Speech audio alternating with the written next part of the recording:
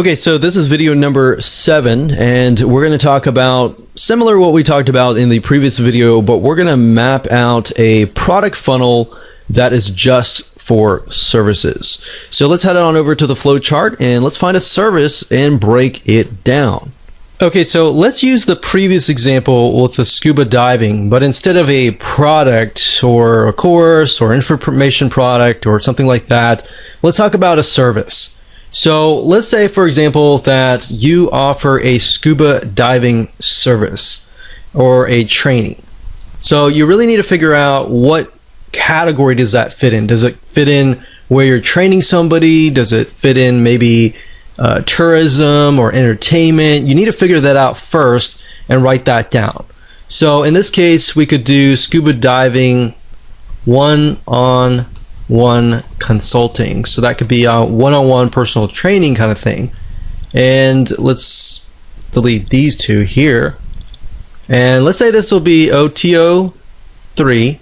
And with the service-based business, you could do that, and then you could do a downsell. So somebody could not afford that, they could have something like a scuba diving group consulting.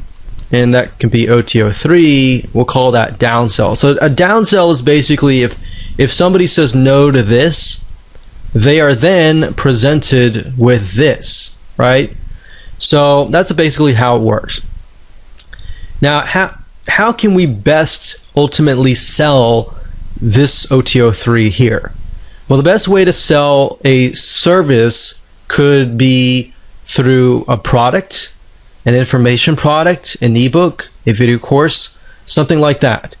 So if your ultimate goal is to get them here, then similarly as the previous funnel, you could use a video course. So that could be a scuba diving course, we'll say video course.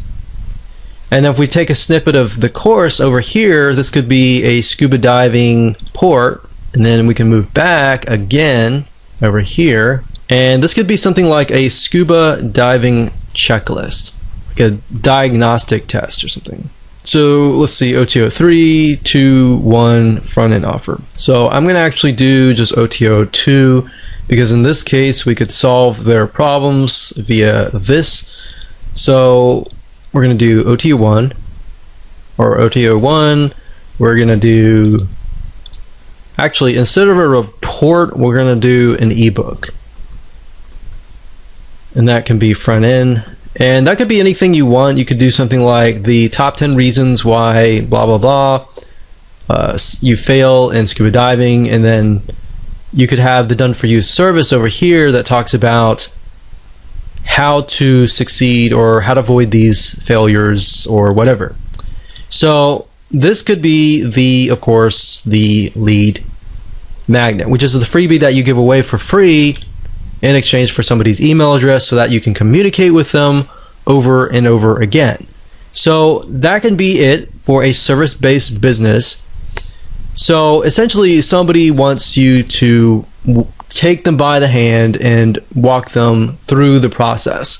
So another service-based business could be done for you. I mean, essentially everything that is service-based business is done for you. You're doing it for them. Even a plumber. I've actually purchased from a plumber before, and they have had one-time offers as well. But just keep in mind, you don't want to, with service-based business, you want to avoid forcing people. For example, I think the plumber that helped us actually said, okay, if you buy this, you can buy this extra package into this like monthly gold club or something and get a 10% discount. And it didn't really make a lot of sense because what he was doing was he was doing bump sales. He wasn't actually doing one-time offers or anything like that. So in certain service-based businesses, you really have to think, is this really right for me or not? Because some things like plumbing, people may not be open to that. But generally, things like even scuba diving or information products, people tend to be more open on that. So I hope that gives you a better view of the different ways to go ahead and create a funnel for a service-based business. So remember, mix and match. If you can best educate the person before they get to your service, before they get to your product, that is a more ideal situation.